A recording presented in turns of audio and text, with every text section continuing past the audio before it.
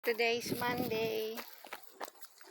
Yan ang alaga ko guys. So, pinaliguan kahapon kasi nagkalat daw nung wala ako. Ayan o. Para siyang snow. Para siyang snow white. Huwag muna daw siyang lagyan ng winter clothes niya. Para makita daw yung kulay. Naglalakad na naman kami guys. Yan. Ito ang view namin. Yan ang bahay. Ang bahay ng amo ko. Ayan. Pastor Aso, don't go there inside. There's a snake. Come here. Kukunti lang mga bahay dito guys. Ang kulit. Ewan ko saan na naman niya ako dalhin. Where to bring me, Emily? Okay, so. Sa kabilang bangir po yan.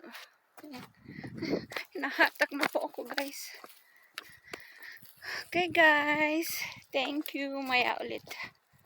At baka may sasakyan. Ito po ang lugar namin. Medyo mainit-init. Masarap maglakad. Pero pag gabi, malamig na naman guys. Ayan o. Si Melly. Si Melly. Ayun. Nahulog. Nahulog yung Melly namin.